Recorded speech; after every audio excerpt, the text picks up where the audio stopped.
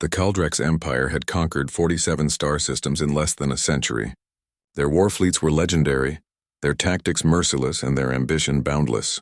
When their scouts detected a small blue planet orbiting an unremarkable yellow star, they barely gave it a second thought. The inhabitants called it Earth, and the Kaldrex designated it as Target System 048. Commander Vexenor stood aboard the flagship Dominion's Fist, studying the holographic display of the primitive world below. The humans had just begun venturing beyond their moon, barely advanced enough to warrant attention. This would be a simple conquest, perhaps completed before the solar cycle ended. "Commander," his communications officer called out, "we're receiving a transmission. It's from the Vryn Confederation." Vexenor's mandibles clicked in irritation. The Vryn were a cautious species, traders and diplomats who had wisely submitted to Kaldrex authority decades ago. What do they want? The hologram shifted, revealing Ambassador Thelrin, a Vryn with silver skin and too many eyes. "Commander Vexenor, I urge you to reconsider your invasion of the human homeworld. We have studied them for generations. They are different." "Different?" Vexenor scoffed. "They barely have fusion technology. Their weapons are chemical-based. What threat could they possibly pose?" Thelrin's expression grew grave. "It is not their technology that makes them dangerous, Commander. It is their nature. Humans do not know when to surrender. They do not understand the concept of acceptable losses. They are persistence predators, both physically and philosophically. Please, I beg you, choose another world."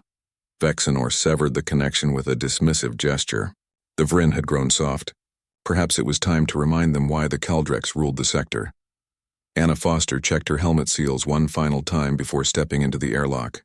The research station on Mars had been her home for 18 months, and she'd grown accustomed to the red dust and thin atmosphere.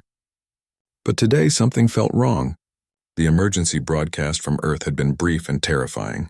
Alien invasion. Multiple cities under attack. "Prepare for..." "Then nothing but static. Anna, you seeing this?" Louis Chang's voice crackled over the comm. He was in the observation dome monitoring Earth through the telescope array. "I'm coming up," she replied, her heart pounding. When she reached the dome, Louis pointed at the magnified image of Earth. Even from millions of kilometers away, she could see the flashes, not lightning but weapons fire. Massive ships hung in orbit like dark tumors against the blue marble of home. They hit New York, Beijing, Mumbai, São Paulo.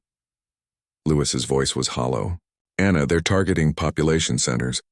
The death toll must be..." "We need to warn the colony ships," Anna interrupted, forcing herself to think tactically. "The Perseverance and New Dawn are still in transit to Alpha Centauri. They need to know Earth has fallen." Louis turned to her, his eyes reflecting the horror they both felt. "Earth hasn't fallen. Not yet." Commander Vexenor watched the initial bombardment results with satisfaction. Human resistance had been spirited but ultimately futile.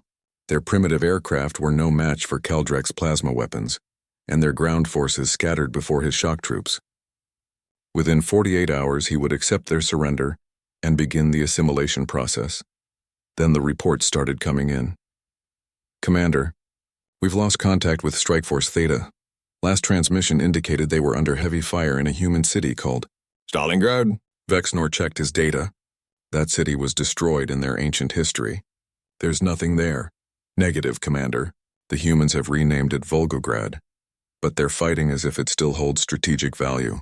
They're using improvised tactics, civilian vehicles modified with explosives, underground tunnel networks. They're refusing evacuation orders and choosing to fight instead."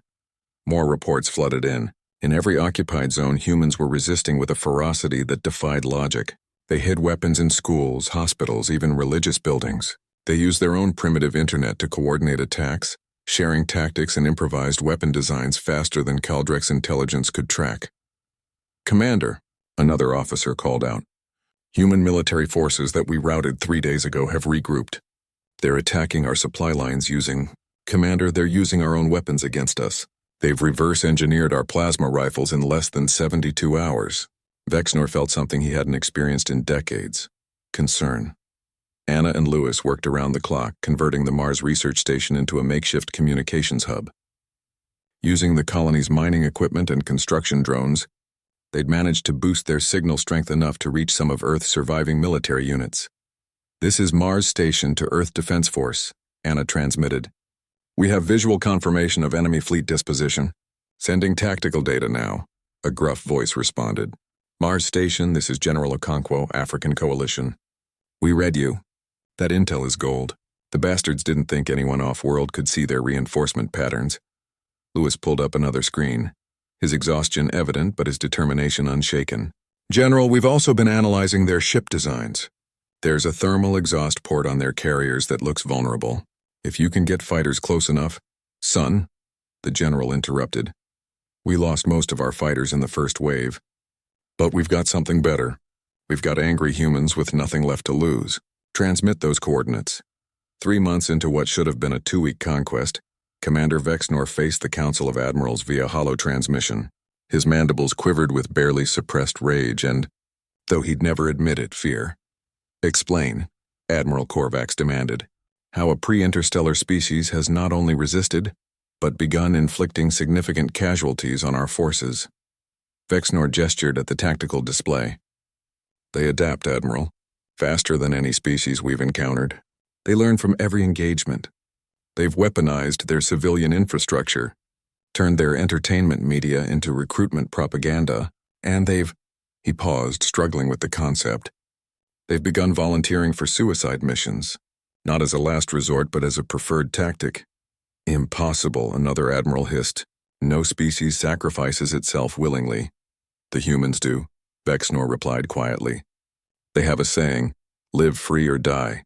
We assumed it was rhetoric. It's not. It's philosophy, a junior officer interrupted. Commander, we've intercepted another human transmission. They're calling it Mars Intelligence. 2 humans on their colony have been feeding Earth tactical data for weeks. They're asking for— The officer's voice filled with disbelief. They're asking for volunteers to retrofit mining vessels for combat. Vexnor closed his eyes. Ambassador Thelrin had been right. The humans weren't dangerous because of their technology. They were dangerous because surrender wasn't in their vocabulary. Anna strapped herself into the pilot seat of the retrofitted mining hauler Spirit of Opportunity. Lewis took the co-pilot position, both of them wearing cobbled-together armor that probably wouldn't stop a plasma blast but made them feel better. You know this is insane, right? Lewis said, running through the pre-flight checklist. Anna smiled grimly. Absolutely. But Earth needs us. Humanity needs us, and I'll be damned if I'm going to hide on Mars while our home burns. Behind them, 23 other volunteers, miners, scientists, engineers, occupied similar makeshift warships. They had no training, no military experience, just rage and determination and the collective knowledge of every human who'd ever looked at an impossible situation and said, "Watch me." All ships, Anna broadcast. This is Spirit of Opportunity. Today we show these bastards why you don't pick a fight with humanity. For Earth! The ragged fleet accelerated toward the Kaldrex Armada, and across Earth, billions of humans heard the transmission. In bombed-out cities and hidden resistance cells, in military bunkers and civilian shelters, the message spread. The humans from Mars are coming. We are not alone. We do not surrender. Commander Vexnor watched the approaching human vessels on his tactical display. They were slow, unarmored, piloted by civilians who should have been cowering in fear. Instead, they charged directly at his fleet with the same inexplicable ferocity he'd encountered on the surface. He thought of Ambassador Thelrin's warning, of the 47 other species that had wisely surrendered when faced with Kaldrek's might. The humans hadn't just refused to surrender. The concept seemed alien to them. For the first time in his military career, Commander Vexnor gave an order he never thought he'd speak. Begin withdrawal. All forces retreat to jump distance. The Kaldrex Empire had conquered 47 star systems. System 048 would not be the 48th.